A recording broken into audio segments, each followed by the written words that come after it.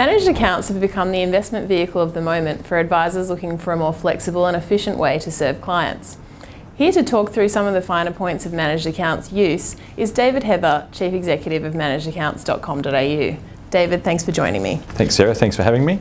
Now, can we talk through some of the different structures that we talk about when we talk about managed accounts? So things like MDAs, IMAs, and SMAs. Yeah, sure.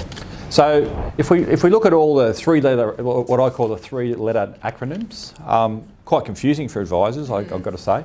There's probably two layers to a managed account you've got to look at. The first one is what legal structure is in place. So really an MDA or a managed discretionary account is a legal structure. And obviously the other side to an MDA is a PDS, because an MDA is really a solution that's a service, not a product, where if a managed account's delivered through a product, it's through a PDS. So that's the first layer, MDA, PDS. Then the IMA, SMA argument is all about how the investment portfolio is managed. So an SMA is more a separately managed account style, which is a model portfolio is actually implemented for a client, and there's not too much deviation from what the model portfolio is for every client's portfolio. Where when you talk about an IMA or an individually managed account, you've got then tailoring that occurs for each client, and in some cases, there might not even be a model that's used. Each client's actually constructed a different portfolio, but typically what's happening is that a lot of groups now are looking to have a model which is tailored quite significantly for each client, and both of those type of examples are called an IMA. And do you think that there is a superior structure, or does it just depend on the practice and their needs? I think when we talk about structure, first of all, if we talk about the legal structure, an MDA gives an advisor or someone managing a portfolio more discretion over how a portfolio is managed. So you can use more and more of an IMA type approach in an MDA. So if your practice is actually servicing high net worth, self-managed fund type investors of large balances, they might be seeking a bit more tailoring to their portfolio. So an MDA is probably a more appropriate structure for high net worth clients or clients that have more sophistication. Certainly if your practice is a little bit more average mum and dad type level, then an SMA may be suitable through a PDS environment. But I might add that an SMA style portfolio can also be managed through an MDA environment. So there's no distinction between legal structure and the type of portfolio approach you're using for an MDA, where if you're in a PDS environment, you're probably a bit more restricted because each client has to be treated a bit more equally. And why do you think managed accounts are becoming so popular among advice groups? Well, first of all, I think advice groups are recognising that a managed account is a really good structure for a client to invest in. So if we all put the client first, which I know we all do as participants in the industry, the clients do get a much better outcome than the advisor trying to actually build a bespoke portfolio for each client and obviously giving advice every time they make a change. I mean, that's a tough environment for an advisor to actually operate in. So I think advisors are recognising that the ability to make changes to a client portfolio is actually better if you don't have the client getting in the way through the advice process. I think the second thing is that for those advisors that are going down the equities path now, instead of using funds, they're looking at now a situation where they can't keep up with the client changes that are necessary because of the advice burden and corporate actions that come in from time to time. So clearly a managed account solves those practice dilemmas, the practice efficiency dilemmas. And I think from a rate card point of view, managed accounts are proving to be quite attractive from a cost perspective, which I think it ticks a box. But also at the same time, we've got FOFA that's made a lot of changes to the industry, or promoted a lot of changes to the industry. And I think a lot of firms are now looking at this as a way of actually capturing a new revenue stream for things that they're doing already. And a managed account legitimises, if you like, that service they're offering, and thus the revenue stream. So it's a combination of things that really come together. And each practice is different, of course. So you've got to understand how a managed account can actually improve your practice, improve your client outcome, for your particular dynamic. Not everyone's the same.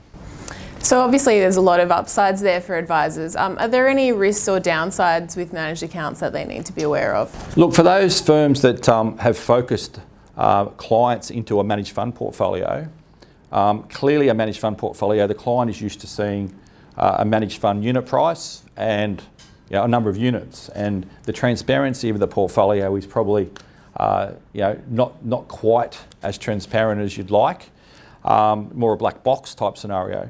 With a managed account, clearly the underlying assets that form a portfolio are visible to the client. So as a result, the client's actually seeing what shares they're holding every day.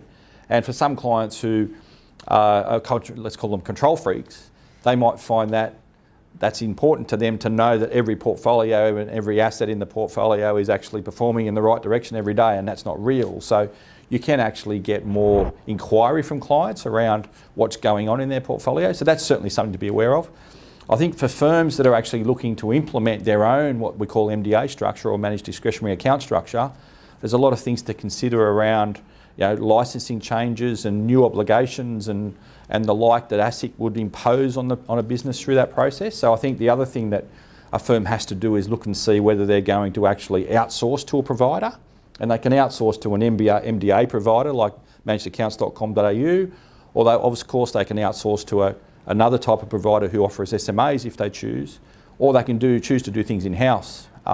That's an important decision, and there's risks that go either way, because if you're doing things in-house, you've got obligations. If you outsource, you've got to choose the right provider. So there's a whole discussion we can have on that issue, but there's a couple of areas just to think about, I think, for every firm. So that sort of leads into the next question of, what are those practical options for advisors who do want to make use of managed accounts in their practice? Well, I think practical options, the first thing is recognise what a managed account is and how it can apply to your practice. So, if you're a high net worth advisory firm, which a lot of firms out there are, certainly understanding that client demographic and what their requirements are is number one. And I think you'll find in that case, you're going to find the client is looking for a little bit more tailoring than a normal mum and dad investor from time to time. So, in that case, making sure the provider you select that provides for that tailoring is important. Or if you can't find a provider, obviously you can get your own MDA licence, right?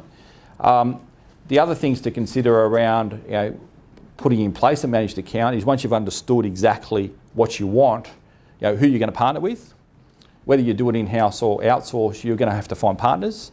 There's administrators, there's custodians, or there might be someone who provides a turnkey solution like managedaccounts.com.au, or it could be a wrap platform you're currently using that gives you managed account functionality. There's all those things to think about. Who's your partner going to be?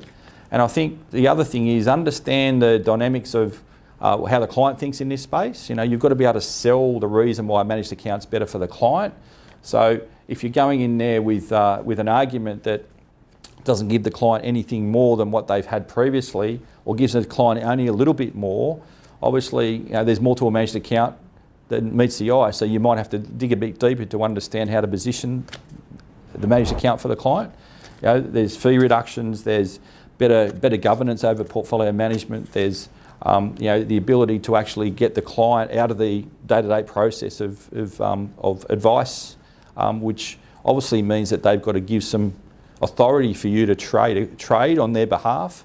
All those things need to be thought through, but if you think through the things properly, or the items properly, and obviously position yourself in the right way, those firms that do that well actually have a successful outcome. And I think there's enough evidence out there in the market to say that those things are happening well. So if you can't talk to a colleague or a peer about what those benefits are that they've sold to the client and understand how they've achieved an outcome, there's a variety of other providers out there like ourselves who can help you actually work through that jungle.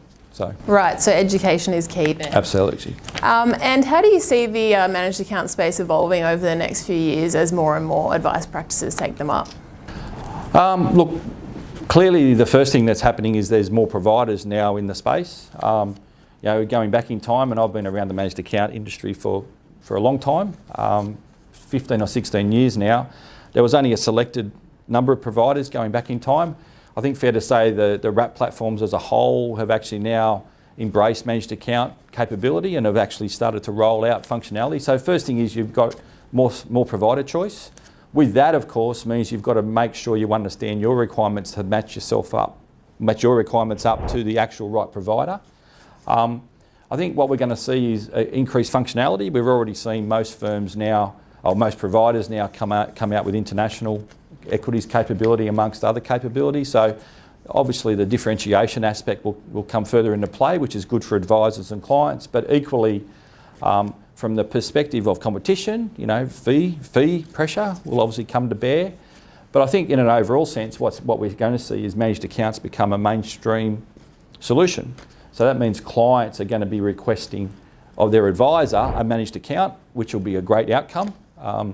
And with that, you know, advisors are going to have to actually embrace this, or clients are going to walk down the road and find someone else who will. So I think, you know, you're either on the bus or you're not at the moment, but I think the bus is going to leave the station, the bus station without you if you don't get on it pretty soon. Yeah, interesting times then.